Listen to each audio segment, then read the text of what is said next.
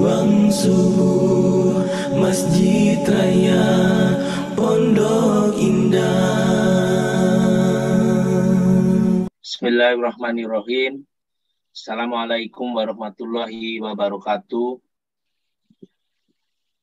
Alhamdulillahil malikil hakil mubin alladzi bahana bil imani wal yakin. Allahumma sholli ala sayyidina Muhammadin khatimil anbiya'i wal mursalin wa ala alihi thayyibin wa ashabihil akhyari ajmain. Wa man tabi'ahum bil ihsanin ila yaumiddin. Rabbi shrah li sodri wa yassir li amri wahlul 'uqdatam min lisani yafqahu qawli amma ba'du. Bapak dan Ibu, para jamaah yang dirahmati Allah, marilah kita bersama-sama memanjatkan puji dan syukur kehadirat Allah Subhanahu wa taala yang telah melimpahkan taufik dan hidayahnya sehingga kita bisa berjumpa kembali untuk bersama-sama thalabul ilmi dalam rangka meningkatkan iman dan takwa kita kepada Allah Subhanahu wa taala. Semoga Allah Subhanahu wa taala selalu melimpahkan taufik rahmatnya kepada kita semua, wabil khusus Bapak dan Ibu yang tergabung dalam majelis ini. Amin, amin ya rabbal alamin. Sholawat dan salam senantiasa kita haturkan kepada junjungan kita Nabi besar Muhammad SAW beserta keluarganya, para sahabatnya sampai di akhir zaman. Semoga Bapak dan Ibu kelak akan mendapatkan syafaat di yaumil qiyamah. Insya Allah. Terima kasih kami ucapkan kepada Bapak dan Ibu untuk bergabung dalam kajian rutin pada subuh yang diselenggarakan oleh komunitas pejuang subuh Masjid Raya Pondok Indah. Bapak dan Ibu, para jamaah yang dirahmati Allah, kajian pada hari ini adalah kajian tauhid seperti biasanya hari Senin. Insya Allah akan disampaikan oleh guru kita yang sudah tidak asing lagi, yaitu Ustaz Dr. Muhammad Faisal Hamdani, Magister Agama, dengan pokok bahasan cara lain membuktikan adanya Sang Pencipta. Alhamdulillah beliau sudah di tengah-tengah kita dan keadaan sehat walafiat. Assalamualaikum, apa kabar Ustaz? Waalaikumsalam warahmatullahi wabarakatuh. Ini suaranya sudah kinclong nih. Beliau akan menyampaikan tausiahnya selama 60 menit sampai jam 6.30, dilanjut dengan tanya jawab 30 menit sampai pukul 7.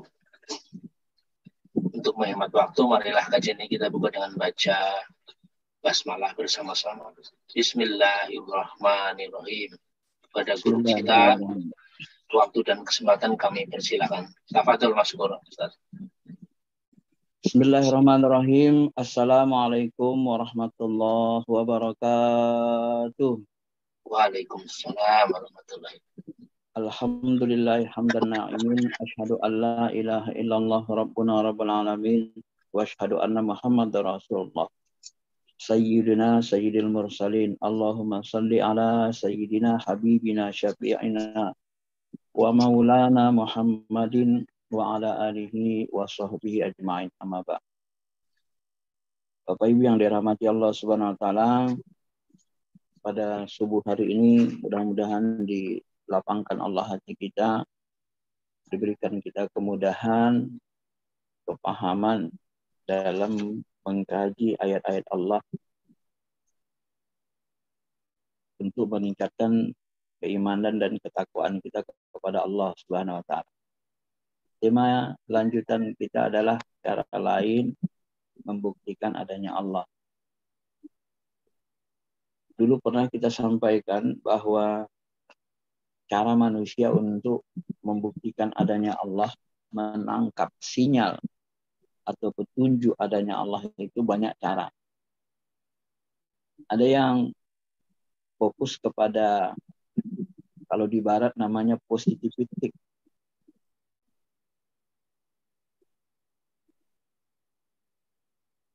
Positivistik ini lebih cenderung kepada jahirnya, ya, melihat jahir. Melihat jahir artinya manusia itu memahami Allah Subhanahu wa taala lewat akalnya, lewat akal. Dan lewat indranya. Walaupun sebenarnya akal ini termasuk hal yang gaib. Tetapi kalau kita memahami, akal itu hanya bisa memahami atau menangkap sesuatu apabila indra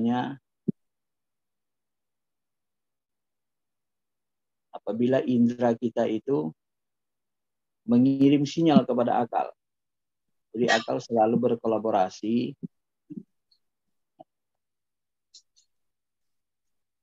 Akal kita selalu berkolaborasi dengan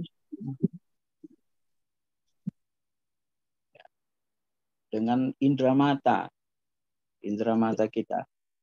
Jadi Bapak Ibu yang dirahmati Allah Subhanahu wa taala, indera mata kita ini akan mengirim sinyal kepada akal untuk memahaminya, sehingga apapun yang dijelaskan oleh akal, dijelaskan oleh mata, dikirim sinyal, maka mata kita akan akal kita akan memahami, mencoba memahaminya, ya. Karena sesungguhnya seluruh indera-indera yang kita miliki ini tidak bisa tidak, dia saling terkoneksi satu sama lainnya, saling berhubungan, saling berkaitan. Maka kebanyakan manusia memahami Allah itu lewat indera mata, indera jahir. Kemudian indera akalnya. Ini kebanyakan manusia. Walaupun nanti kalau kita kaji lebih mendalam, ada sebenarnya indera yang lebih lebih kuat ya untuk membuat kita yakin kepada Allah, yaitu yang disebut dengan indera hati atau indera kolbu. Indera hati atau indera kolbu ini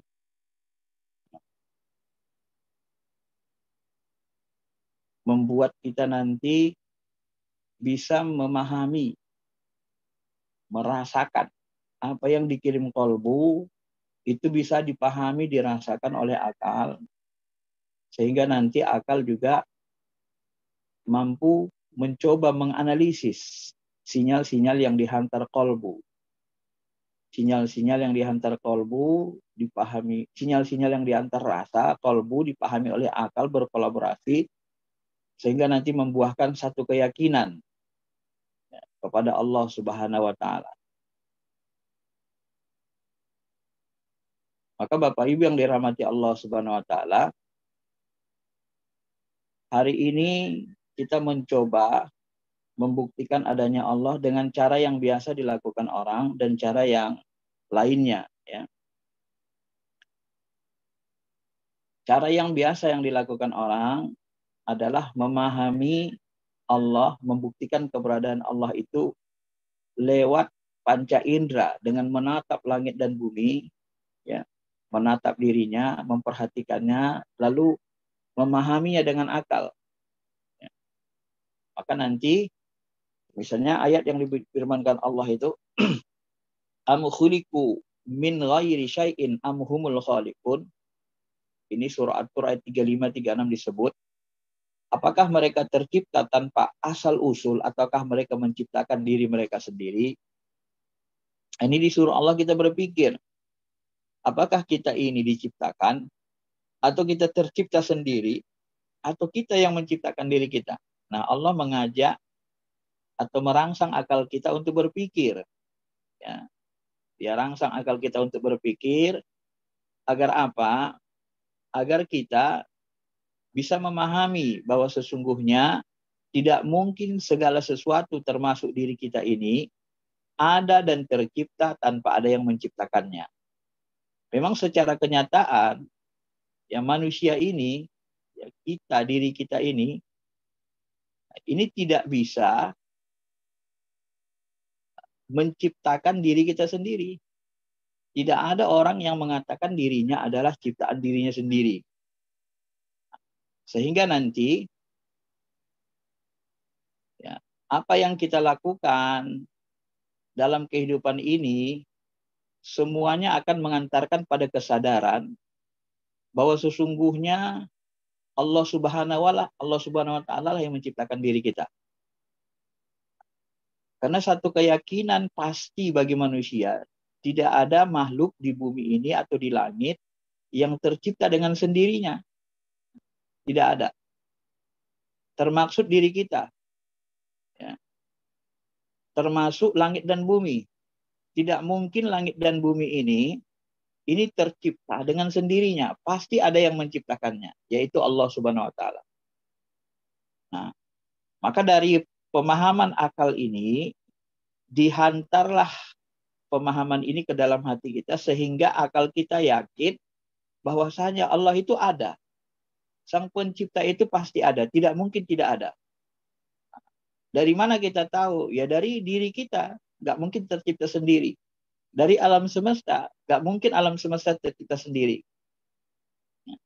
Maka ketika Fir'aun pun, orang-orang yang baru mendekati agama, setiap manusia didekati dengan akalnya. Maka ketika Nabi Musa berdialog dengan Fir'aun pun, itu dicoba Fir'aun memahamkan, ya dicoba oleh Nabi Musa memahamkan Fir'aun bagaimana memahami keberadaan Tuhan. Misalnya dalam surah Asy-Syu'ara ayat 23-28 disebut, Qala Fir'aunu wa ma rabbul alamin, qala rabbus samawati wal ardh. Ketika Fir'aun bertanya, siapa Tuhan semesta alam itu? Maka Musa mengatakan, Tuhan pencipta dan pemelihara langit dan bumi. Dan segala apa yang diantaranya, jika kamu orang-orang yang yakin. Nah, jadi logika Nabi Musa itu mengajak Fir'aun berpikir, ya, merangsang akal Fir'aun berpikir agar melihat langit dan bumi. Karena langit dan bumi segala di antara keduanya ini tidak mungkin tercipta ada dengan sendirinya. Pasti ada yang mengadakannya. Inilah salah satu cara yang biasa dilakukan oleh para nabi, para rasul untuk membuktikan adanya Tuhan. Maka di kalangan para ulama pun selalu mengajak kita melihat langit dan bumi, termasuk ayat-ayat Allah. Ya. Memperhatikan langit agar kita sadar bahwa langit yang begitu luas tanpa tiang, umurnya sudah ribuan bahkan miliaran tahun, tidak ada yang rusak, cobel, tidak ada yang terluka, tidak ada yang miring. Kalau bangunan yang kita bangun, satu saat pasti akan roboh, miring, rusak. Tapi langit itu tidak. Jangankan rusak, miring, cobel, kotor saja pun tidak. Hanya begitu saja kita lihat. Dari tahun ke tahun. Nah, inilah kekuasaan Allah. Tidak mungkin langit yang begitu tinggi luas, maha hebat begitu, tidak ada Tuhan kekuatan yang hebat yang menciptakannya. Ya. Maka Fir'aun pun diajak berlogika begitu. Lalu Fir'aun berkata kepada orang sekitarnya, tidakkah kamu mendengar apa yang dikatakan Musa? Dia merasa so aneh gitu ya. Lalu Musa mengatakan, dialah Tuhanmu dan Tuhan nenek moyangmu terdahulu. Fir'aun bilang, sesungguhnya rasulmu yang diutus kepadamu benar-benar gila. Karena dia tidak mampu berargumen, lalu dikatakannya Musa orang gila. Itu hal yang biasa, di mana para nabi dan rasul dianggap orang gila oleh orang-orang yang durhaka. Lalu Musa mengatakan, dia Tuhanmu yang menguasai timur dan barat dan segala apa yang di antara keduanya. Jika kamu mau memahami, jika kamu taklun, jika kamu menggunakan akalmu. Jadi kalau kita menggunakan akal kita akan berpikir dari timur barat itu alam yang begitu teratur pasti ada yang mengaturnya. Nah, ini pendekatan indera dan akal. Nah, begitu juga dalam surah Toha ayat 49-50 dikatakan, ya, ketika Fir'aun mengatakan, siapakah Tuhanmu berdua wahai Musa dan Harun? Lalu Musa menjawab, Tuhan kami adalah Tuhan yang menganugerahkan kepada segala sesuatu bentuk penciptaannya yang layak, kemudian memberinya petunjuk. Nah, jadi Nabi Musa mengajak Fir'aun itu untuk melihat segala sesuatu yang Allah ciptakan yang diberikan kepada manusia. Ayat lain misalnya surah An-Naba ayat 6-16. Alam naj'alil arda mihada wal jibala autada wa khalaqnakum azwaja wa ja'alna naumakum subata sampai ayat seterusnya wa jannatin alfafa. Ini akal kita pun dirangsang. Indra mata dan indra akal kita disuruh berpikir. Bukankah kami telah menjadikan bumi sebagai hamparan, gunung-gunung sebagai pasak, kami menciptakan kamu berpasang-pasangan, ya, kami menjadikan tidurmu untuk istirahat, kami menjadikan malam sebagai pakaian, kami menjadikan siang untuk cari penghidupan, siang kita bekerja, malam kita sebagai istirahat, pakaian, berselimut, ya, untuk istirahat. Kami membangun 7 langit yang kokoh di atasmu, kami menjadikan pelita yang terang benderang matahari, kami menurunkan dari awan air hujan. Nah, alam ini teratur sekali, bekerja dengan keteraturannya. Maka ini menunjukkan bahwa Allah Subhanahu wa taala ingin menunjukkan kepada makhluknya manusia semua untuk menggunakan indera mata dan indera akalnya, memikirkan, ya, memikirkan penciptaan-penciptaan Allah. Ini cara yang biasa dilakukan oleh orang-orang untuk memahamkan bahwa Tuhan itu ada, membuktikan Allah itu ada. Ini cara yang paling biasa dan cara yang harus kita lakukan tahap awal, ya.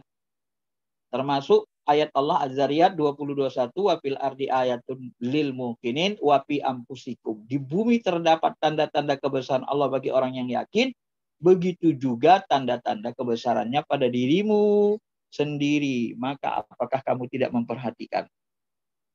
Maka Bapak Ibu yang dirahmati Allah Subhanahu wa taala, Allah selalu mengajak kita berpikir.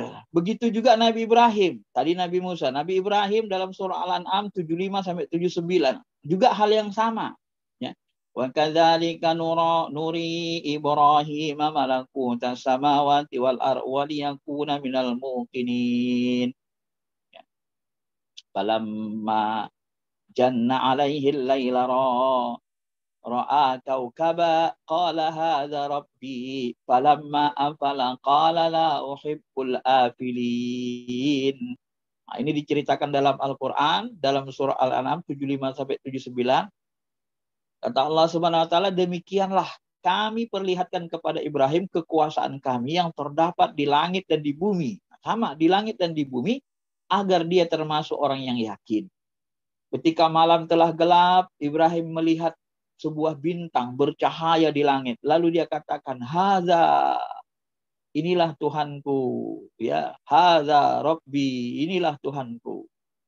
Ya. Dia mengatakan bahwa bintang-bintang itu adalah Rabbi, Tuhannya. Ini ketika dia mau memakrifati, mengenal Allah, mencari Tuhan. Nah, lalu ketika bintang itu terbenam, lalu Ibrahim mengatakan, la uhibbul afilin. Ternyata bintang ini hilang. Aku nggak suka dengan sesuatu yang hilang-hilang. Masa Tuhan hilang, kadang ada, kadang tidak, katanya. Nah, akalnya mengatakan gitu kan. Kadang melihat kita, kadang nggak melihat kita. Kadang ada, kadang tidak. Tak mungkinlah Tuhan begitu. Kemudian ketika dia melihat bulan terbit, ini lebih besar lagi kan. Hadza Rabbi, inilah Tuhanku. Ini cahayanya terang sekali. Bulan purnama menerangi, lebih terang dari bintang. Tetapi ketika bulan terbenam, dia berkata lagi, sesungguhnya Tuhanku tidak memberi petunjuk. Kalau Tuhanku tidak memberi petunjuk kepadaku, pastilah aku termasuk kaum yang sesat. Karena hilang lagi bulan itu kan. Jadi yang mana ini Tuhan itu? Tapi beliau mencoba menggunakan indera mata dan indera akal mencari Tuhan. Nah, kemudian ketika dia melihat matahari di siang hari terbit, lalu dia katakan lagi, hadza Rabbi, inilah Tuhanku. Ini lebih besar. Matahari lebih besar. Ya. Lebih besar dari bintang. Hadza akbar, katanya. Ini lebih besar dari bintang, lebih besar dari bulan. Akan tetapi ketika terbenam, maka dia berkata, wahai kaumku, sesungguhnya aku berlepas diri dari apa yang kamu persekutukan. Bukan Tuhan itu. Aku nggak suka, aku nggak mau. Aku berserah diri kepada Tuhan pencipta langit, bumi, pencipta matahari, pencipta bulan, pencipta bintang-bintang. Matahari yang kalian sembah itu bukan Tuhan. Bukan ini Tuhan kita. Lalu dia katakan, sesungguhnya aku menghadapkan wajahku. Inni wajjahtu wajhiya lilladzi fataras samawati wal ardh. Inilah yang kita lakukan, kita baca ketika istiftah, waktu kita mau sholat. Ya. Sesungguhnya aku hadapkan wajahku kepada wajah Allah, pencipta langit dan bumi, Hanifah. Ya, kepada agama yang hanif, lurus. wa ma ana minal musyrikin. Aku tidak termasuk orang yang mensekutukan Tuhan dengan makhluk-makhluk lainnya. Nah, Bapak Ibu yang dirahmati Allah Subhanahu wa taala, ini cara yang biasa ya. Kemudian Syekh Ali Jum'ah dalam buku yang kita bahas menjelaskan dalam buku Aqidah Ahlussunnah wal Jamaah, menjelaskan tambahan bagaimana kita cara membuktikan Allah dengan cara yang tidak biasa atau dengan cara lain gitu ya. Nah, maka beliau mengatakan kita bisa di samping kita nanti melihat kerajaan langit dan bumi yang dimiliki Allah Subhanahu wa taala ya. Maka kita melihat isinya bahwa langit dan bumi ini sebenarnya bergantung semuanya pada Allah. Ya. Langit dan bumi ini adalah mumkinul wujud. Ya, dia bergantung muncul dari wajibul wujud, munculnya dari Allah. Kalau nggak ada Allah, langit bumi isinya nggak ada. Semuanya ini sangat bergantung kepada Tuhan. Semuanya ini adalah mumkinul wujud. Mumkinul wujud itu adalah wujud yang mungkin ada, kadang tidak. Ya, dulu langit dan bumi tidak ada, kemudian diadakan, nanti akan dihancurkan, hilang lagi, baru diadakan lagi. Nah, itu menandakan bahwa selain zat Allah itu, selain Allah itu ada mumkinul wujud. Nah, berbeda dengan wajibul wujud. Wujud Allah itu wujud yang ada, yang tidak ada permulaannya. Dia qadim, tidak ada permulaan. Wujud Allah itu wujud yang abadi, tidak ada kesudahannya, tidak ada permulaannya. Ya. Maka beliau mengatakan Allah itu adalah ilat, sebab yang tak terhingga bagi makhluknya. Artinya Allah itulah yang menyebabkan seluruh yang ada di langit dan bumi. Seluruh isi langit bumi ini ada karena ditampilkan, dinampakkan oleh Allah. Adanya mereka karena diadakan oleh Allah Subhanahu wa taala. Berbeda dengan zatnya, Allah Ta'ala dia qadim, tidak ada permulaannya, dan dia baqo, dan tidak ada kesudahannya. Ya. Nah, ini dia mengambil maghzanya, inti dari pemahaman yang di atas tadi. Kalau di atas melihat zahirnya, ini pasti ada yang menciptakan. Tapi kalau ini dia lebih telusuri lebih dalam. Bahwa semuanya ini adalah yang menyebabkan adanya atau sumber dalam bahasa filsafat. Karena ini lebih dekat kepada filsafat akli yang lebih tinggi. Dia katakan Allah itu adalah causa prima. Jadi penyebab tunggal. Jadi kalau kita memunculkan pertanyaan misalnya, dari mana datangnya hujan? Dari awan. Dari mana datangnya awan? Ya dari air, dari laut itu disinari matahari naik menjadi awan. Kemudian jadi air lagi. Dari mana datangnya laut? Dari mata airnya. Mata airnya dari mana? Dari Allah Ta'ala. Nanti kausa primanya ujungnya itu adalah Allah. Itu memahami cara memahami, cara lain untuk memahami beradaannya Tuhan. Bahwa segala sesuatu itu ada sebabnya, ada ilatnya. Jadi semua itu punya ilat, punya penyebab. Dan sebab yang paling utama, paling ujung nanti Allah.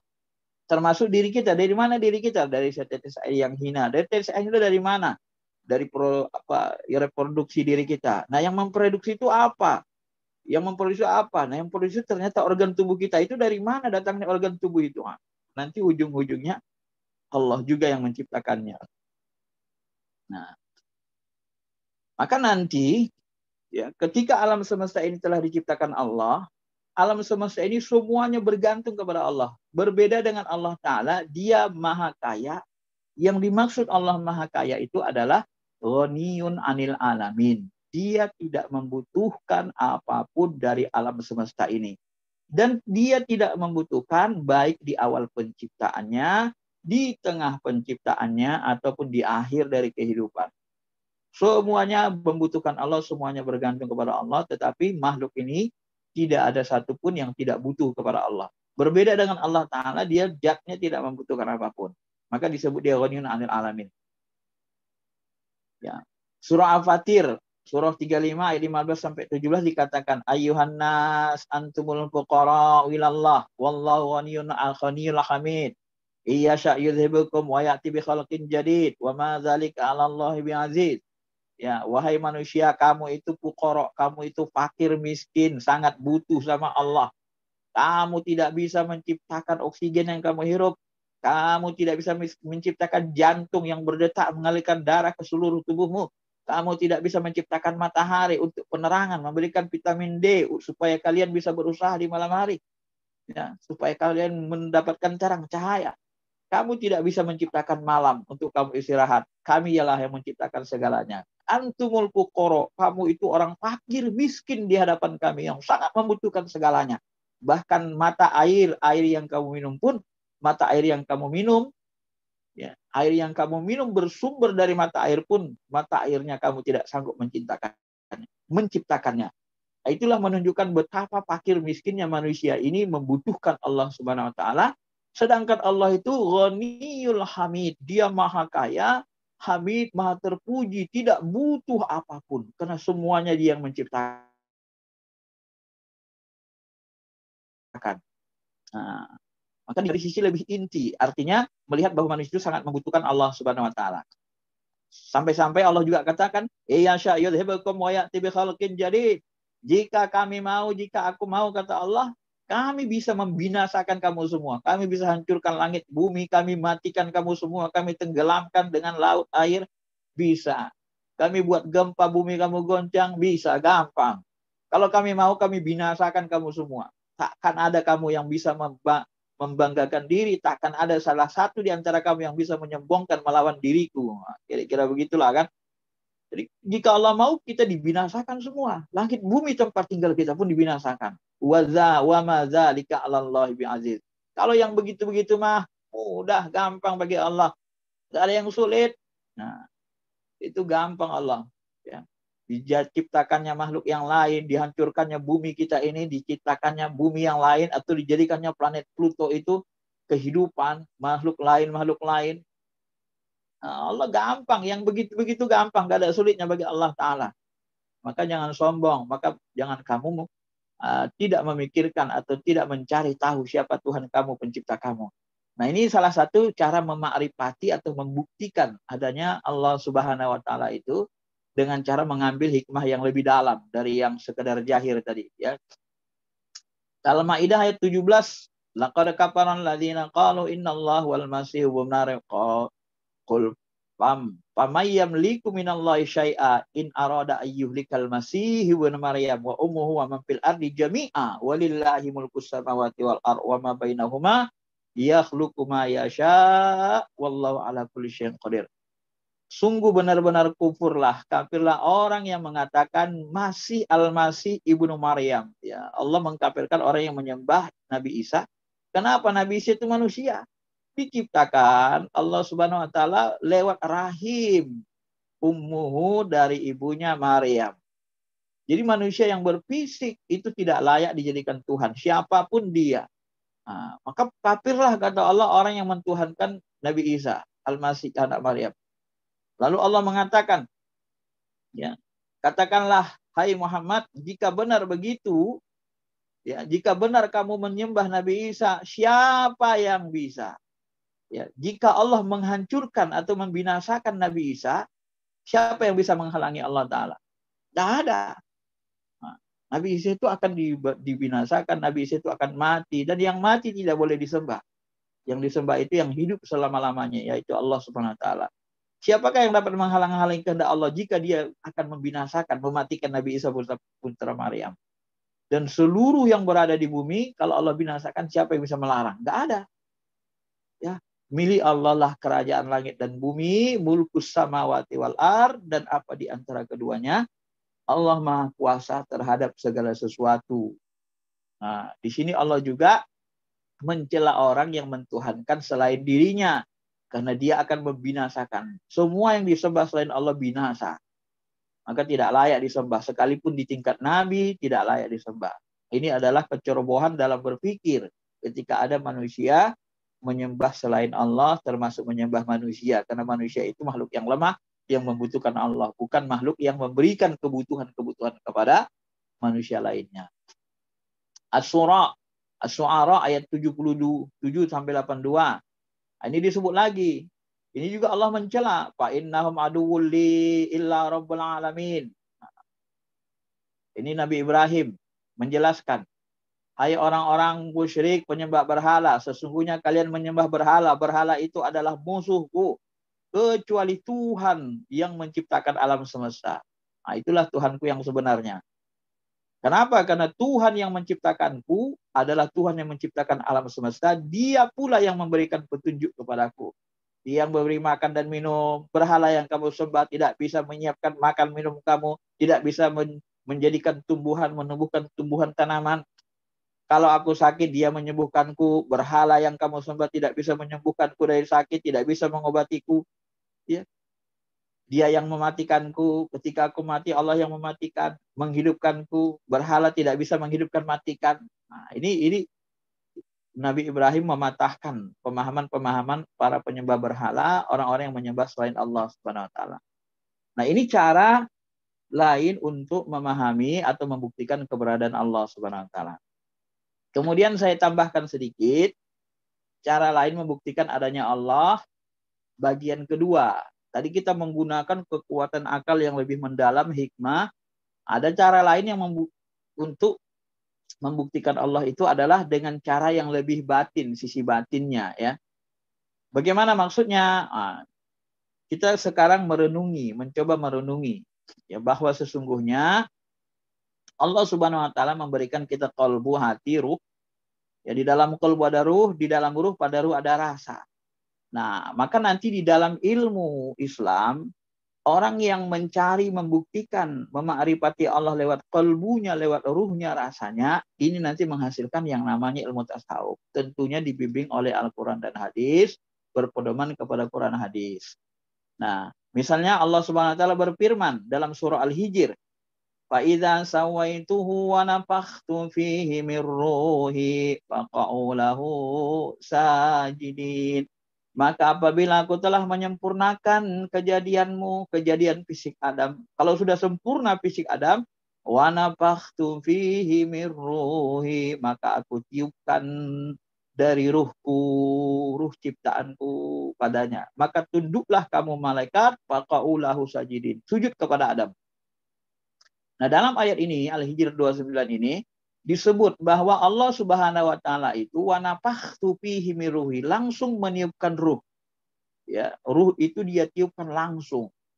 Jadi yang paling dekat dengan Allah itu dalam diri kita ini bukan jasmani. Ya, kalau jasmani diciptakan di luar, tidak langsung Allah, itu disusun malaikat. Tapi ketika bicara tentang ruh, qalbu, hati, rasa, itu langsung Allah yang menciptakan. Maka di ayat berikutnya, Al-A'raf ayat 172, ini disebutkan bahwa yang bisa berdialog dengan Allah itu adalah salah satunya ruh. Wa idza akhadha rabbuka min bani adama min zuhurihim dzurriyyatahum. Dan ingatlah ketika Tuhanmu mengeluarkan keturunan anak-anak Adam dari sulbi mereka. Dan Allah mengambil kesaksian terhadap ruh jiwa mereka seraya berfirman, wa ashhadahum ala anfusihim. Jadi Allah mengambil kesaksian kepada jiwa ruh kita. Alastu birabbikum, hai para ruh, hai para jiwa-jiwa yang akan diturunkan ke alam jasmani, ya. Alastu birabbikum, apakah kamu percaya aku Tuhan kalian? Qalu bala syahidna, benar ya Tuhan, ya Allah, kami menjadi saksi. Nah, antaqulu yaumal qiyamah inna kunna an hadza ghafilin, supaya ruh kita ini tidak lalai, tidak menyalahkan Allah. Artinya ruh kita itu terjadi dialog sebelum dia diturunkan ke alam jasmani, ke alam nyata, dia terjadi dialog antara kita dengan Allah. Allah meminta persaksian. Nah, kenapa kita melupakannya? Karena kita sudah diliputi hawa nafsu, ruh kita sudah diliputi jasmani kita. Kemudian jasmani kita diberikan indra-indra bisa melihat, mendengar, sehingga kita melupakan itu. Ya, melupakan itu. Maka nanti Bapak Ibu yang dirahmati Allah Subhanahu wa taala, misalnya firman Allah lagi berikutnya, laqad khalaqnal insana fi ahsani taqwim tsumma radadnahu asfala safilin. Sungguh kami telah menciptakan manusia dalam bentuk sebaik-baiknya. Nah, apa bentuk yang sebaik-baiknya? Kata ulama, bentuk yang terbaik dari makhluk ciptaan Allah adalah bentuk cahaya. Maka manusia terbaik itu malaikat, cahaya, dan ruh orang-orang beriman, ruh para nabi. Nah, jadi bentuk yang terbaik dari seluruh alam semesta ini adalah cahaya. Nah, ketika Allah menciptakan ruh kita manusia dalam bentuk sebaik-baiknya, bentuk cahaya, kemudian ruh kita bentuk cahaya itu dikembalikan lagi ke tempat yang serendah-rendahnya. Nah, Syekh Abdul Qadir Jilani menafsirkan ke tempat serendah-rendahnya itu maksudnya dikembalikan ke alam jasmani. Jadi alam jasmani, alam bumi, alam dunia ini, dunia itu berasal dari kata dana, artinya rendah, hina. Maka yang dimaksud dengan serendah-rendahnya itu, ruh itu dikembalikan ke alam jasmani, alam dunia yang terkesan hina, yang rendah dalam pandangan Allah.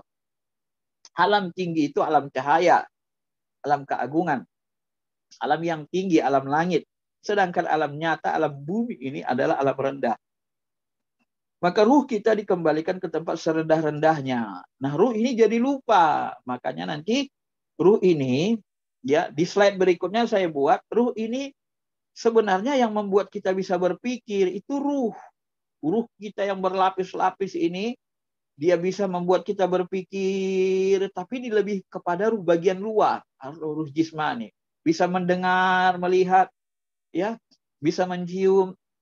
Kenapa kita menyebut ruh yang membuat kita bisa berpikir, mendengar, mencium, bicara? Nah, ini gampang membuktikannya. Cara membuktikannya adalah lihatlah mayat yang sudah meninggal. Apakah mayat yang sudah meninggal itu bisa berpikir, bisa mendengar, bisa mencium jasmaninya? Ternyata ketika orang meninggal tinggal jasadnya tidak bisa apa-apa sama sekali. Jadi kenapa ketika kita hidup kita bisa mendengar, melihat, mencium, bicara? Karena ruhlah yang membuat kita bisa melakukan itu. Ruh yang memanfaatkan organ tubuh kita ini untuk mendengar, melihat, berpikir, bicara. Ya ruhlah yang memberikan kehidupan kepada jasmani kita ini. Nah, lalu untuk membuktikan Tuhan lebih rinci lagi, sisi lainnya, ruhlah yang membuat kita bisa merasa keberadaan Allah, merasakan keberadaan ruh kita. Dan ruh itu punya mata ruh juga, dia bisa menyaksikan. Itu yang tadi disebut, alastu birabbikum qalu bala syahidana. Maka nanti ketika kita sholat, itu disuruh oleh Nabi kita SAW, anta budullaha ka'annaka tara, engkau menyembah Allah seperti benar-benar melihat Allah. Yang dimaksud seperti benar-benar melihat Allah itu adalah memfungsikan penglihatan hati, kolbu memfungsikan penglihatan ruh. Ya, di sini dia. Nah, maka mencari menyaksikan Tuhan itu, membuktikan adanya Tuhan itu bisa lewat ruh tadi, lewat rasa, lewat hati kita yang di dalamnya ada ruh, lewat ruh kita yang memiliki rasa. Nah, kita menyaksikan dengan hati kita, kita merasakan betapa nikmatnya ibadah, betapa nikmatnya dekat dengan Allah Subhanahu wa taala, betapa nikmatnya memuji Allah Subhanahu wa taala. Ya. Maka di dalam kolbu kita ini ada ruh, di dalam ruh kita ada rasa, pada slide berikutnya saya sebut. Kemudian di dalam rasa ini juga nanti, di dalam ruh ini ada namanya sir rahasia, inti ruh atau rahasia.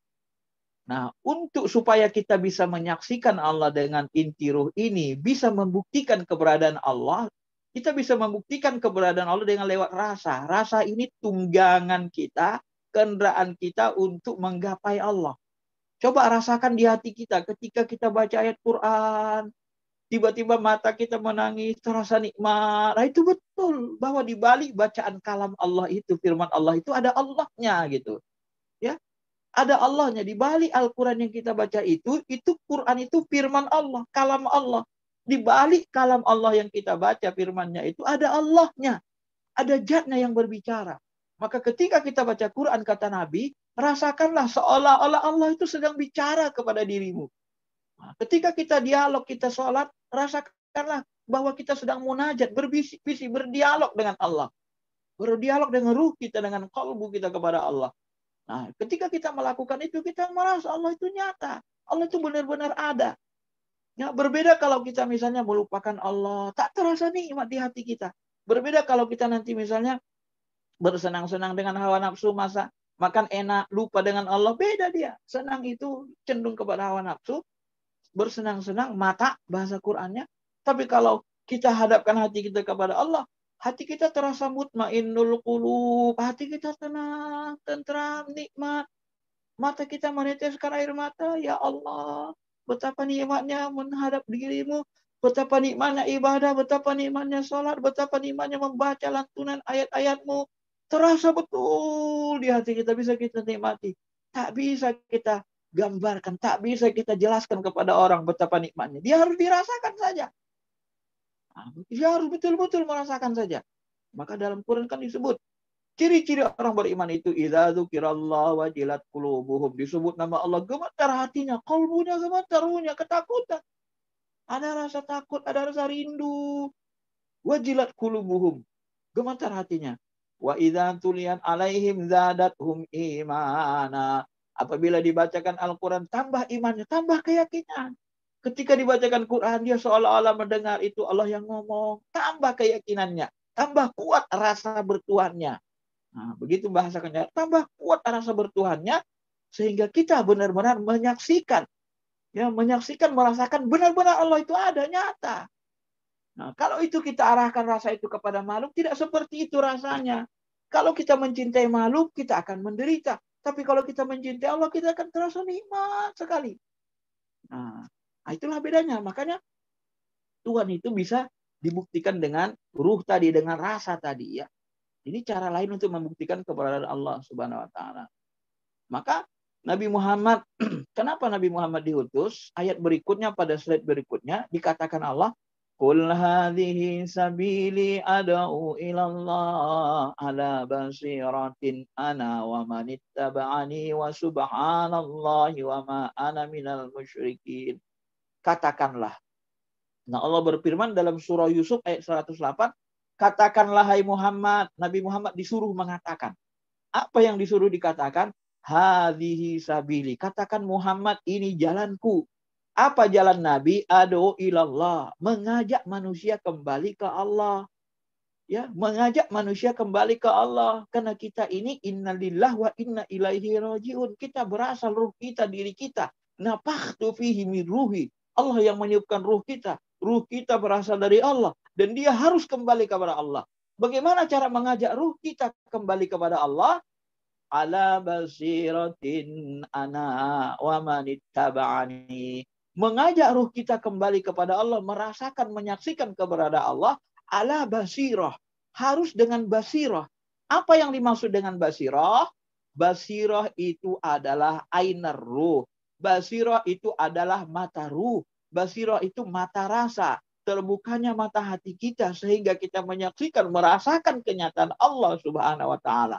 Itulah disebut basirah. Maka untuk mengajak manusia kembali kepada Allah, mengajak manusia menyaksikan, meyakini keberadaan Allah, bukalah mata hatinya. Gunakan hati, gunakan rasa, gunakan ruh yang bisa merasa itu. Nah, ini cara lain. Ana wa manittaba'ani. Inilah jalanku. Inilah yang kuajarkan, kata Nabi. Dan orang-orang yang bersamaku itu menghidupkan hati, menghidupkan basirah, menghidupkan ainar ruh, mata hati manusia, supaya mereka bisa menyaksikan, merasakan nyatanya Allah Subhanahu wa taala. Wa subhanallah wa ma ana minal musyrikin. Maha suci Allah, aku bukan orang yang mensekutukannya.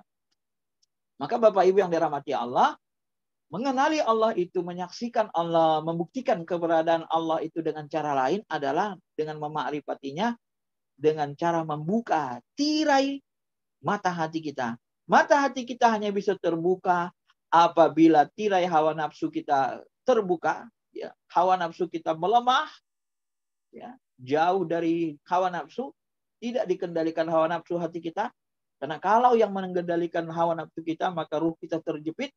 Tapi kalau ruhani kita yang mengendalikan diri kita, supir jasad ini kan seperti mobil, sangkar. Kalau yang menyetir jasad kita ini ruh, kolbu kita, maka dia akan kembali ke Allah.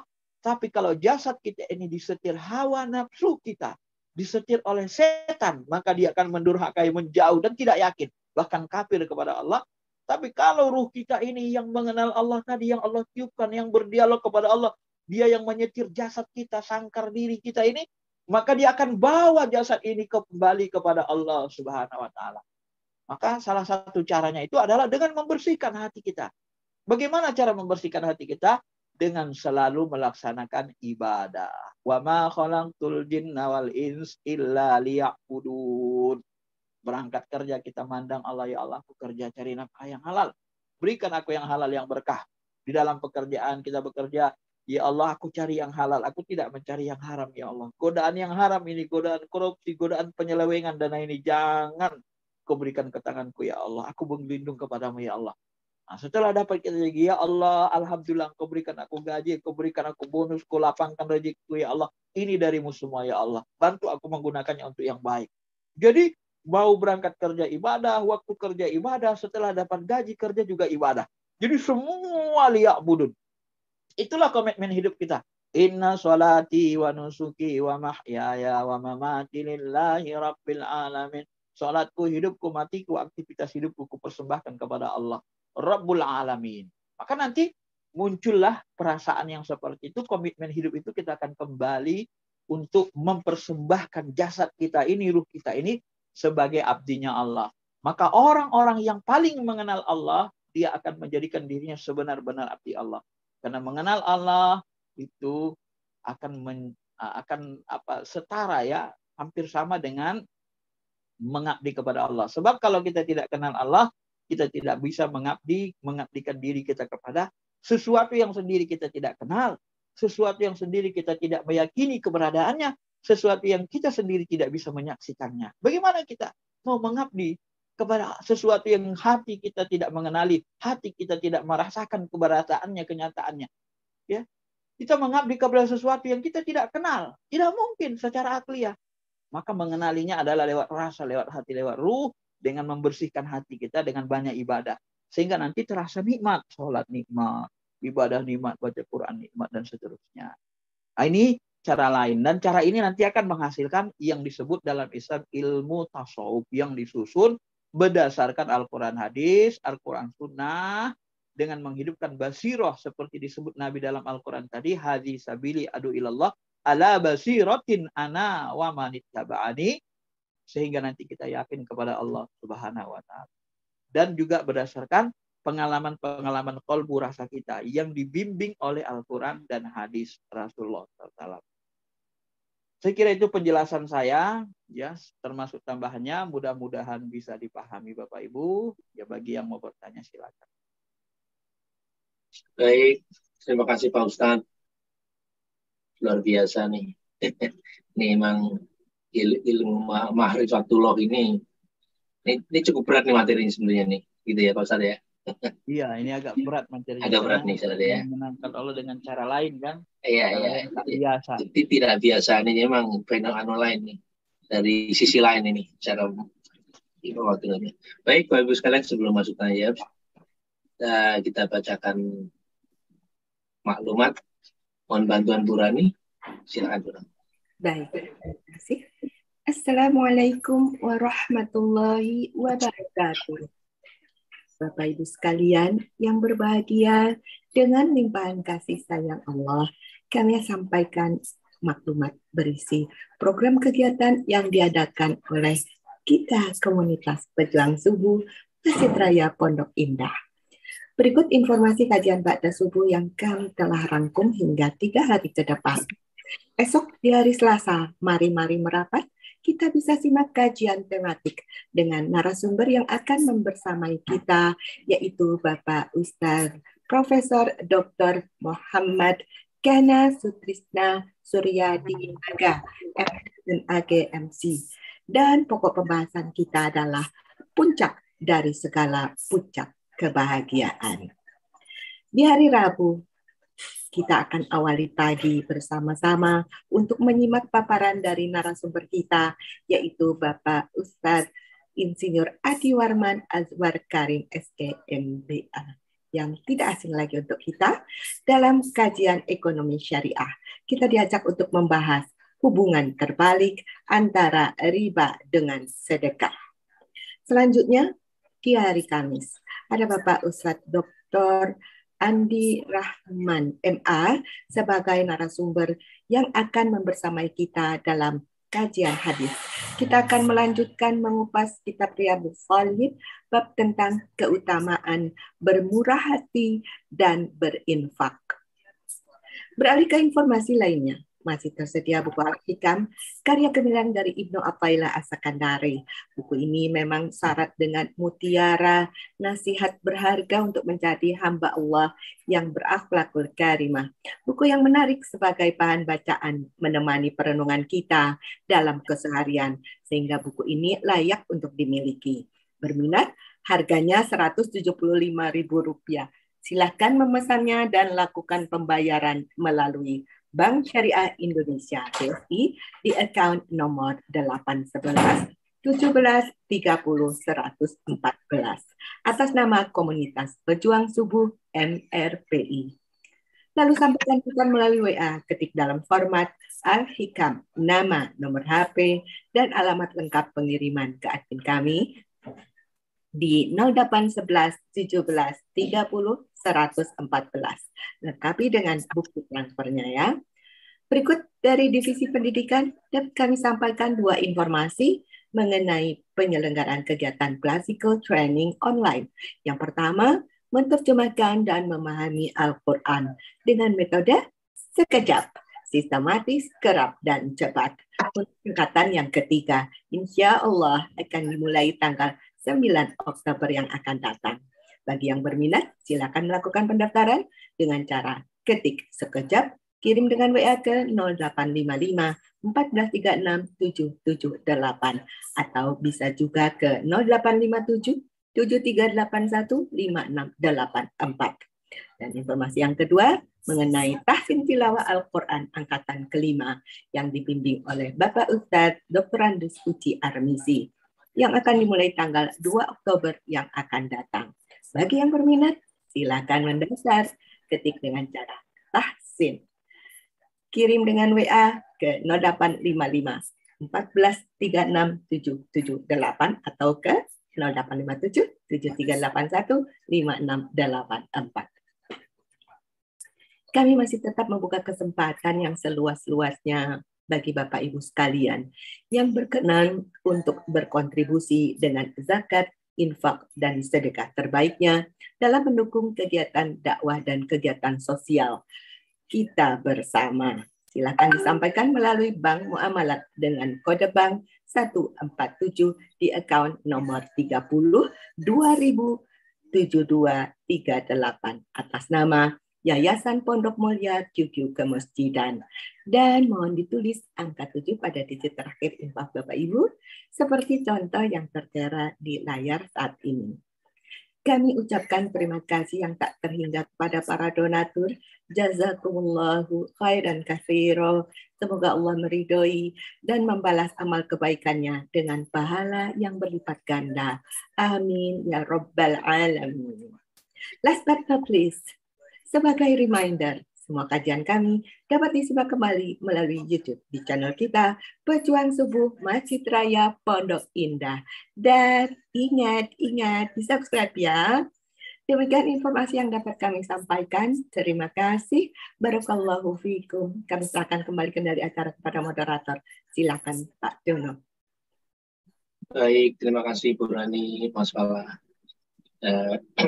Kita masuk acara tanya jawab. Akan saya bacakan pertanyaan yang masuk pada kami. Nanti selanjutnya Bu Rani siap-siap untuk kalau ada yang dari chat. Baik. Yang pertama dari Pak Indra. Beliau menanyakan begini, ini kalau masalah adanya Allah, adanya Sang Pencipta tuh banyak kan udah hampir rata-rata orang percaya lah itu Pak Ustadz ya. Ini permasalahannya ini begini nih, orang tidak mau bertakwa, tidak mau menjalankan perintahnya dan tidak mau meninggalkan larangannya. Ini mohon pencerahannya Pak Ustadz nih. Iya. Pak Ustadz. Kenapa kita tidak mau melaksanakan perintahnya, tidak mau taat kepada Allah? Itu semuanya berawal dari hawa nafsu dan godaan setan. Tadi kita jelaskan, jasad kita ini Bapak Ibu hanya sangkar. Ya. Maka kalau kita sudah mati, kan kita lihat jasad itu nggak bisa apa-apa. Karena dia sebenarnya seperti rumah, seperti sangkar. Ya. Sangkar bagi ruh yang akan ditinggalkan. Ya. Tetapi tetap bermanfaat. Maka kalau yang mengendalikan sangkar diri kita ini hawa nafsu itu cenderungnya ya dia cenderung untuk cenderung kepada selain Allah gitu. Dia pingin nikmat enak, mau makan enak, mau tidur enak, mau maksiat. Pokoknya yang enak-enak bagi dia nggak peduli sama Allah gitu. Nah, jadi kenapa kita tidak mau mentaati Allah? Karena jasmani kita ini lebih dikuasai hawa nafsu sebenarnya ketimbang ruhani kita. Kalau ruhani kita ini dia nawanafahtu fihi mir ruhi, dia dari makhluk yang sangat dekat dengan Allah gitu, yang sangat dekat, yang diajak dialog oleh Allah, yang diberi amanah untuk mengendalikan jasmani kita ini. Maka kalau yang mengendalikan jasmani kita ini adalah ruh kita, maka dia tarik jasmani ini supaya dekat dengan Allah, maka dia rajin ibadah gitu. Dia tarik, dia bawa gitu. Maka dari itulah cara efektifnya itu bersihkan hati kita. Bagaimana cara membersihkan hati? Banyak zikir, banyak ibadah. Nah, dipaksa, di awal-awal dipaksa memahami Quran, dipaksa ikut pengajian di awal. Nanti kalau sudah enak, ringan. Sholat ringan, pengajian ringan, baca Quran ringan, serba ringan. Karena hawa nafsu kita sudah tunduk. Tapi kalau hawa nafsu kita yang merajai diri kita, maka otomatis nanti kita susah untuk mentaati Allah. Kalau hawa nafsu itu kan pinginnya apa? Pinginnya makan enak. Kalau makan enak, badan ini berat sekali ibadah. Pinginnya tidur aja. Kalau udah tidur aja, ya malas ibadah, malas ingat Allah. Nah, itu kan hawa nafsu kan sifatnya seperti itu. Maka berlawanan sifat ruh dengan sifat hawa nafsu itu berlawanan. Ruh pinginnya dekat dengan Allah, munajat, dialog dengan Allah. Kalau hawa nafsu pinginnya tadi, nah, itu saling kontra mereka itu. Maka disitulah kita harus pintar-pintar menjadikan siapa yang menjadi supir jasmani kita. Seperti mobil, siapa supirnya? Kalau supirnya hawa nafsu, supirnya orang yang nggak pandai nyetir, kemudian ugal-ugalan, pemabuk, ya udah nabrak lah sana kemari. Nggak ikut aturan, hancur. Tapi kalau supirnya orang yang baik, supir yang beneran, yang mahir, yang baik, jaga sholat, waktu sholat dia berhenti, kecepatannya tidak terlalu kencang, ya, sehingga dia mengutamakan keselamatan orang ramai, ya selamat dia. Kira-kira begitulah kalau dilogikakan, ya, diumpamakan. Gitu, Pak.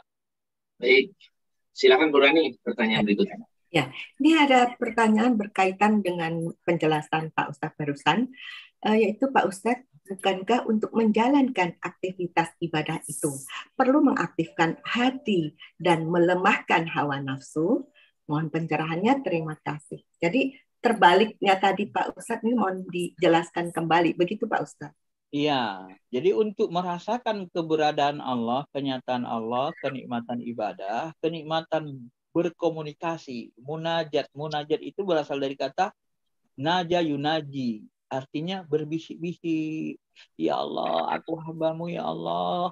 Ya Allah, engkau lah yang menciptakan jantungku ya Allah. Ya Allah, engkau lah yang menciptakan tangan kakiku ya Allah. Ya Allah, engkau yang berikan oksigen kepada diriku ya Allah. Ya Allah. Jadi munajat, kita merasakan mengakui kelemahan, ketidakberdayaan, kehambaan kita kepada Allah. Itu yang paling disukai Allah Ta'ala. Allah Ta'ala nggak suka kita menyombongkan diri, ya. Tapi Allah Ta'ala sangat senang kita kalau menundukkan diri, tadarru'a, beribadah dengan tadarru', rendah diri, merasa nggak ada apa-apanya. Itulah membuat kita mendidik rohani kita supaya menjadi orang yang tunduk, patuh, ya. Maka apabila kita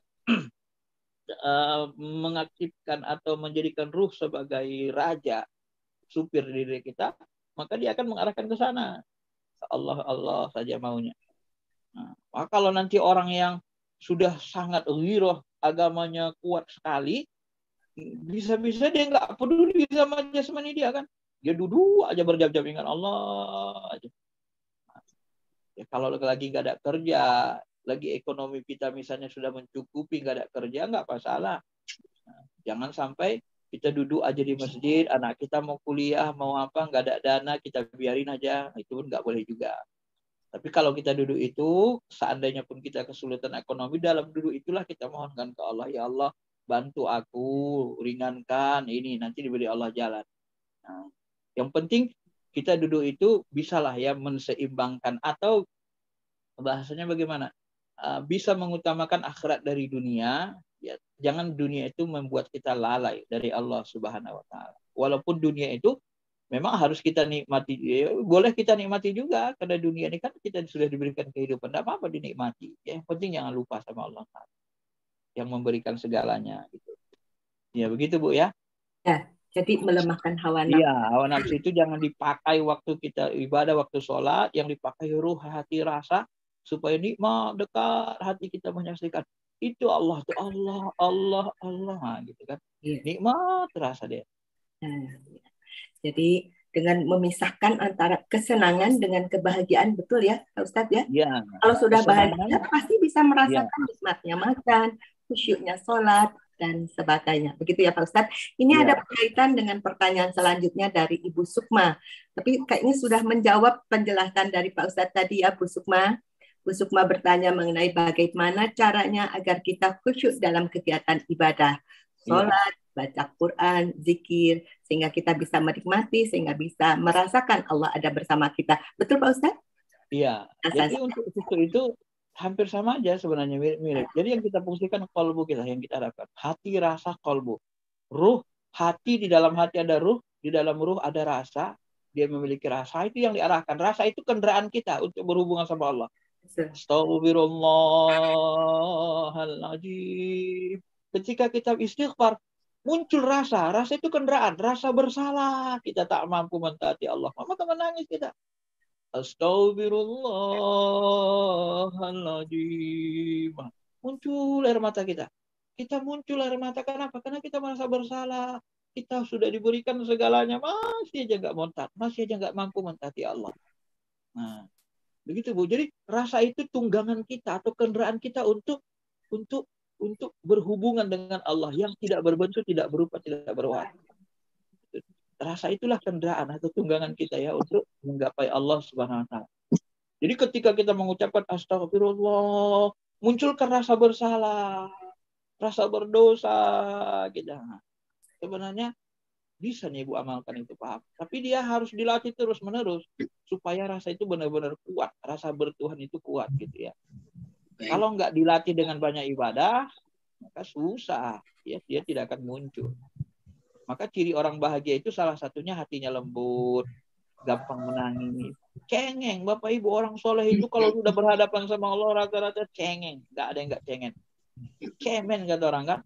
Nabi Muhammad begitu dia sholat tahajud, nangis air matanya nggak habis keluar.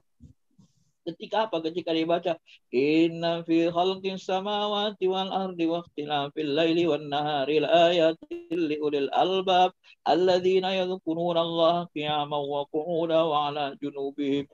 Disuruh Nabi ingat Allah waktu berdiri, waktu duduk, waktu berbaring. Nangis Nabi SAW. Ya, membaca itu menangis terisak-isak tengah malam. Cengeng, Nabi Muhammad itu cengeng berhadapan dengan Allah.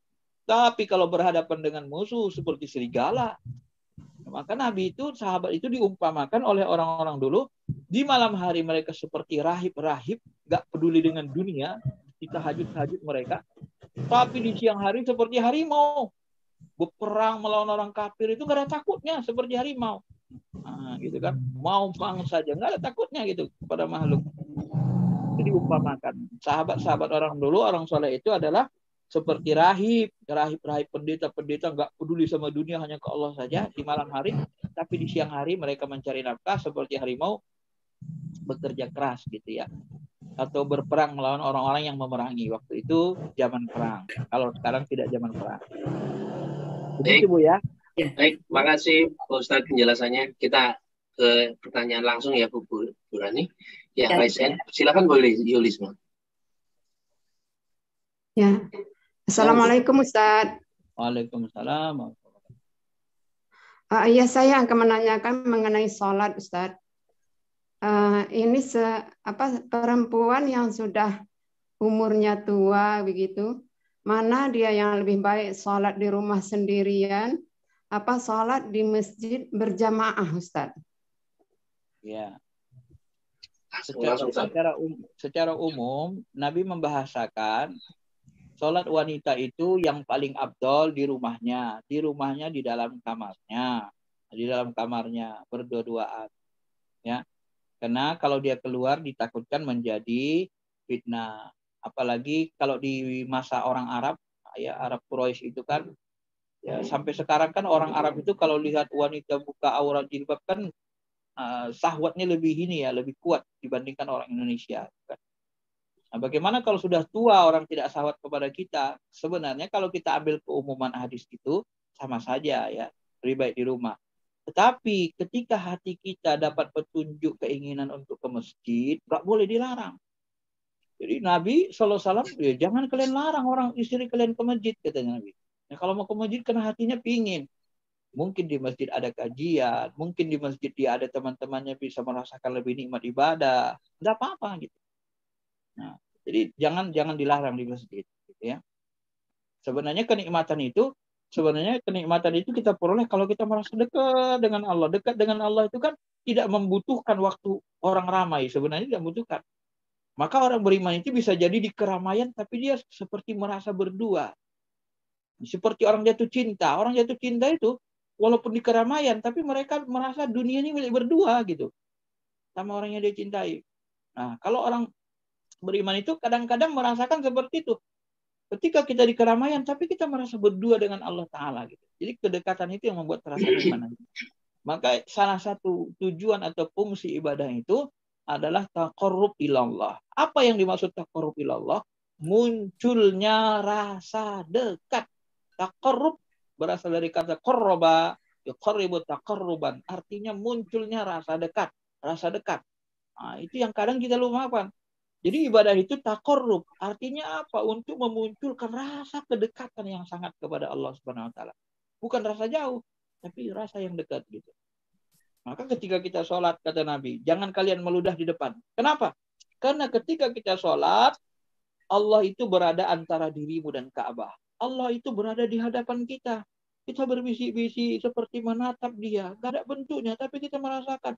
Engkaulah itu ya Allah. Bismillahirrahmanirrahim. Kau pengasih penyayang ya Allah. Kau pengasih penyayang ya Allah. Kita merasakan dia seperti depan kita gitu, bersama kita. Gitu Bu ya. Oke, baik. Silakan Bu Rani, pertanyaan berikutnya Bu Rani. Baik. Pertanyaan selanjutnya ini tentang baper-baper ya, Pak Ustadz. Ini dari Bapak Jaya Waluyo Wiryo Diarjo. Assalamualaikum Pak Ustadz. Yang merasakan nikmat di surga itu apakah hanya ruh kita, sedang yang merasakan siksa neraka adalah jasad kita? Yang abadi itu hanya ruh atau ruh dan jasad kita bersama. Terima kasih. Demikian Pak Ustadz, ada 2 pertanyaan. Ya. Jadi kalau kita gabung-gabung pendapat Ahlussunnah wal Jamaah ulama, kita rangkum semua ringkasannya, nanti yang mendapat kenikmatan itu adalah ruh dan jasad. Surga dan neraka ini nanti didekatkan Allah, dinyatakan Allah. Ya, dinyatakan Allah. Ruh kita itu nanti diberikan jasad, jasadnya seperti jasad Nabi Adam, 30 hasta, besar sekali, umurnya 33 tahun. Ya, maka ketika seorang nenek-nenek bertanya ke Nabi, datang ke Nabi, ya Rasul, apakah aku bisa masuk surga? Lalu Rasul sambil bercanda mengatakan, di surga gak ada nenek-nenek. Nenek-nenek gak bisa masuk surga. Nangis nenek itu, terjadi-jadinya. Kenapa begitu ya Rasul? Katanya kan. Bukan, Nek, maksudnya di surga itu nggak ada orang nenek-nenek yang jasadnya fisiknya keriput begini.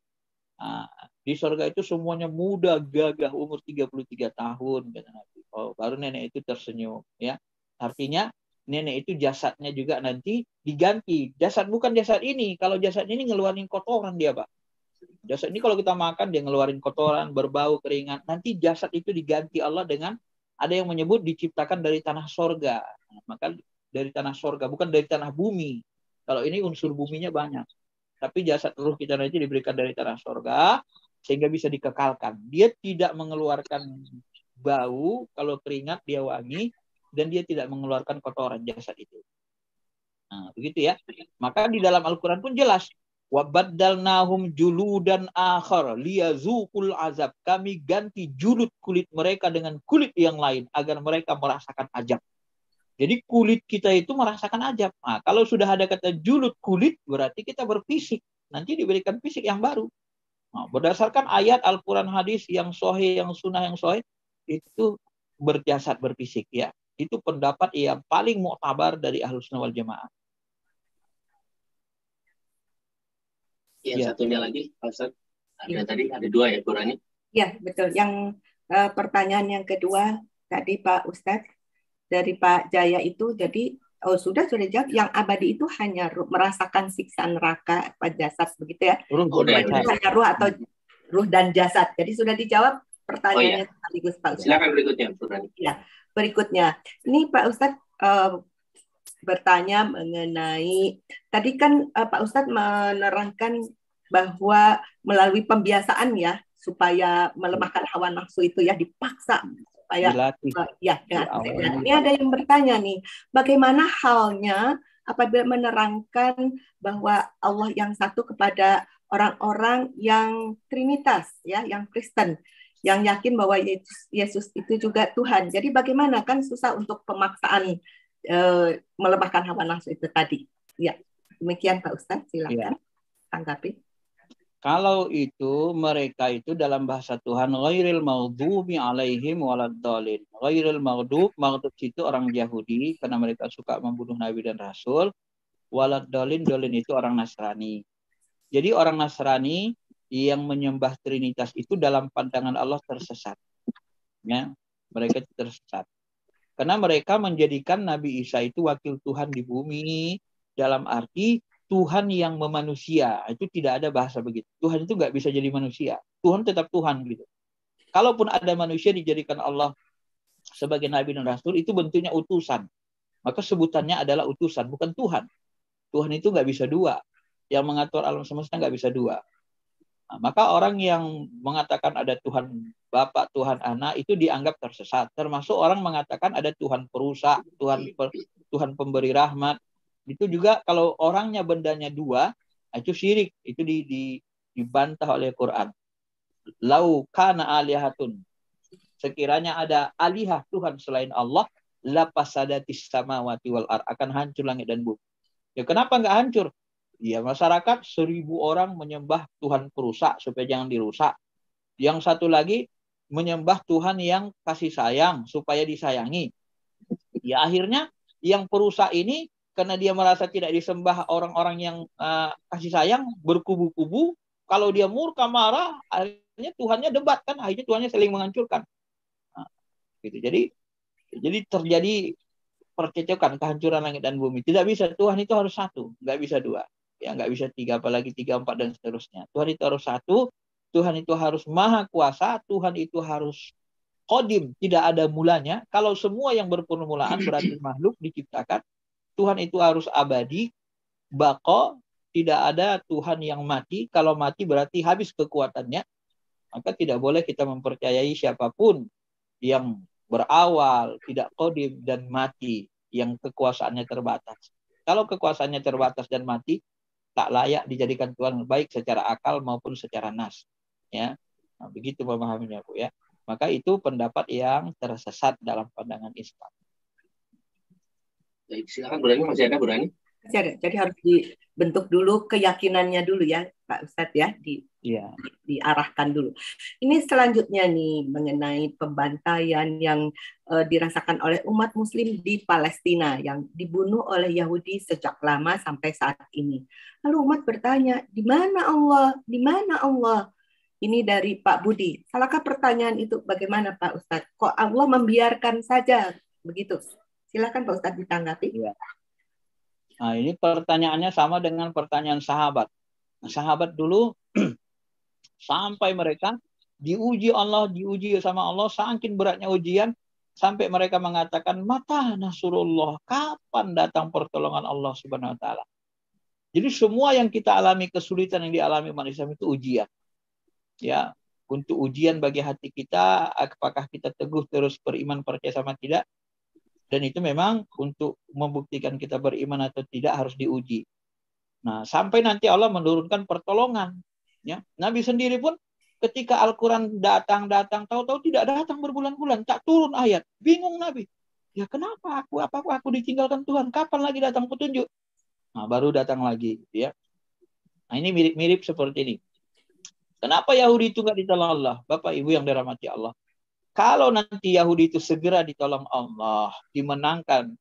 Kalau Yahudi itu nanti dikalahkan oleh Allah, orang Palestina dimenangkan oleh Allah, orang-orang Islam dimenangkan oleh Allah, itu pertanda itu sudah mau kiamat. Nah, kalau sudah sempurna nanti kemenangan Islam menghantam orang Yahudi, itu tandanya sudah mau kiamat. Jadi tunggu saja. Masanya, waktunya ada. Semua waktunya ada. Pasti ada. Gitu kan? Biarkan saja alam ini berjalan sesuai dengan kehendak Allah. Kita hanya menyaksikan terus kekuasaan Allah. Kenapa belum dimenangkan? Berarti masih lama kiamat. Itu aja udah. Tapi kalau sudah menang nanti, kan di dalam hadis dikatakan, sampai nanti orang beriman memerangi orang Yahudi, Sampai pohon-pohon itu mengatakan, hei orang beriman, ini orang Yahudi di balik aku berondok. Bunuh dia, dibunuh. Nah, sampai begitu nanti pohon itu pun bisa ngomong kan. Sampai begitu hadis Nabi SAW mengatakan. Nah, kalau sudah begitu, pertandalah kiamat sudah mau tiba. Tapi kalau masih begini, berarti masih lama kiamat ini. Begitu aja. Nah, jadi fase-fase kehidupan kita ini sudah diatur Allah lewat takdirnya, lewat kode-kodarnya. Jadi kita hanya menjalani. Maka waktu kita membicarakan kode-kodar, fungsi kita hanya, tugas kita hanya mentaati Allah. Sambil memperhatikan kekuasaan, kebenaran ayat-ayatnya. Itu nambah yakin kita. Musibah yang dialami kita bersabar terus, dan terus berusaha berbuat baik. Ya. Saya kira gitu. Kalau memang bisa damai dengan Yahudi, ya udah damai saja kan. Kenapa tidak? Biar lebih panjang kiamatnya, jangan kiamat kan. Nah, tapi kalau perang-perang terus, nanti kita kalah kemudian menang, nanti itu pertanda hari kiamat sudah mendekat. Saya memahaminya begitu, Bu. Masih ada berani? Masih ada nih. Silakan. Satu lagi berani ya. Kita lanjut ya. Silakan. Ini mengenai doa nih Pak Ustadz nih. Ini jadi bedakan nih mana yang hawa nafsu, mana yang rasa ya. Ini ada Pak Ustadz, ini ada doa, ada orang yang berdoa, ada yang merasa ini dikabulkan oleh Allah. Tapi ada juga orang yang tidak berdoa, tapi apa keinginannya itu dipenuhi gitu. Artinya terkabul doanya. Bagaimana mensikapi ini dengan pertanyaan kalau yang sudah berdoa tapi tidak merasa dikabulkan itu cuma berdoa, Allah tidak mendengar. Jadi bagaimana mensikapi ini? Ini pertanyaan dari Ibu Tino. Silahkan ditanggapi Pak Ustadz. Nah, itu ada di dalam YouTube saya, judulnya bagaimana cara Allah mengabulkan doa orang beriman. Kata Nabi, semua doa yang kita munajatkan, mintakan kepada Allah pasti kabul. Kecuali untuk memutuskan silaturahmi dan kecuali kejahatan. Itu masih dihadang Allah. Semuanya kabul. Bagaimana cara Allah mengabulkannya? Diberi cash sesuai keinginan, diganti dengan yang lain, atau dijadikan alat penghindar musibah. Sebab kalau kenapa tidak diberikan sesuai keinginan? Bedakan keinginan kita dengan kebutuhan. Kadang yang kita inginkan itu tidak pas, tidak cocok, tidak baik buat kita, maka Allah ganti dengan yang lebih baik buat diri kita. Tapi kadang kita tidak memahami. Makanya kita disuruh berbaik sangka, mencari hikmah. Kenapa nggak dikabulkan Allah? Kenapa belum dikabulkan? Cari hikmahnya. Nanti ketemu kita tuh. Oh, ternyata ini rupanya. Oh, ini rupanya. Kenapa aku tidak diberikan ini? Oh, karena mungkin takut Allah aku sombong, takut Allah aku begini, dan seterusnya. Itu ketemu hikmahnya. Makanya kita harus menggunakan hati kita, ruh kita. Fungsikan hati kita memahami hikmah itu. Ya. Begitu, pasti dikabulkan Allah. Bagaimana orang yang enggak berdoa, dia sudah keinginannya dikabulkan Allah? Ya biasanya itu kebutuhan dia, baik untuk dia. Kalau orang beriman begitu. Maka orang beriman itu kulluhum khair, semuanya baik, enggak ada yang buruk. Kulluhum khair kata Nabi. Bagi orang beriman yang benar-benar beriman, kulluhum khair. Kalau dapat musibah bersabar, dapat nikmat bersyukur. Kenapa aku diberi musibah? Allah ingin mendidikku. Allah ingin aku dekat sama dia, nggak jauh. Kalau aku senang terus nanti makin menjauh, begitu kan? Nah, ini ditegur. Allah cemburu negur kita supaya terus tetap ingat sama dia. Begitu bahasanya. Jadi dicari hikmahnya dengan berbaik sangka kepada Allah. Itulah hati orang yang beriman, ya. Begitu. Ya. Baik, Bu Rani, ini udah jam 7 ya. Pak Ustadz udah jam 7 nih, ini hari kerja, jadi kita akhir aja. Kita akhir aja, Bu Rani, kan udah jam 7 nih, ya. Baik, mohon ditutup dengan doa Pak Ustadz. Ini mohon maaf yang Bapak Ibu semua udah banyak pertanyaan. Cuman ini karena hari kerja, itu banyak saudara kita yang mau bekerja gitu Pak Ustadz ya. Mohon maaf nih yang sudah bertanya tapi belum dijawab hari ini. Nanti kita bulan depan kita lanjut lagi. Gitu. Silakan ditutup dengan doa Pak Ustadz. Astagfirullahaladzim. Alhamdulillahirabbil alamin wassalatu wassalamu ala asyrafil anbiya'i wal mursalin wa ala alihi wa sahbihi ajmain. Ya Allah ya Rahman ya Rahim, ampuni segala dosa dan kesalahan kami ya Rabb. Bersihkan hati kami, bersihkan iman kami, kuatkan iman kami, sempurnakan yakin kami kepadamu ya Allah. Berikan hati kami untuk memahami, mengenalmu ya Allah, sehingga kami mampu meyakini Engkau, beribadah kepada Engkau dengan sebaik-baiknya ya Allah. Sucikan hati rohani kami ya Allah. Jadikan yang mengendalikan diri kami adalah roh kami. Jangan jadikan jasmani kami dikendalikan hawa nafsu kami, dikendalikan setan ya Allah. Ya Allah, terimalah segala amal ibadah kami, doa kami. Jadikan anak-anak kami, suami kami, istri kami, istri yang soleh dan solehah. Jadikan keluarga kami, keluarga yang soleh dan solehah. Berikan kami rezeki yang halal, yang banyak, yang kau berkahi. Semua rezeki yang kau berikan jadikan sebagai alat kami ya Allah untuk mentaatimu, untuk semakin dekat kepadamu. Jangan kau berikan kami sesuatu yang membuat kami semakin jauh terpental darimu ya Rabb. Sesungguhnya Engkau Maha Pengasih lagi Penyayang. Istiqomahkan kami ya Rahman. Berikan kami ilmu yang bermanfaat. Berikan kami pemimpin yang adil. Berikan kami ya Allah segala kebaikan apa yang diminta Nabi-Mu. Dan jauhkan kami dari segala keburukan yang Nabi-Mu berlindung dari. Rabbana atina fid dunya hasanah wa fil akhirati hasanah wa qina adzabannar. Wa sallallahu ala khairi khalqi nabiyina Muhammadin wa ala alihi walhamdulillahi rabbil alamin. Bapak dan Ibu yang dirahmati Allah, demikianlah kajian pada hari ini. Semoga apa yang telah disampaikan oleh guru kita bermanfaat untuk kita semua. Kita bisa mengamalkannya. Ada guru kita akan mengucapkan terima kasih, jazakumullah khairan katsira. Lebih kurangnya mohon maaf. Marilah kajian ini kita tutup dengan baca doa kafaratul majelis. Subhanakallah wa bihamdika asyhadu an la ilaha illa anta astaghfiruka wa atubu ilaik.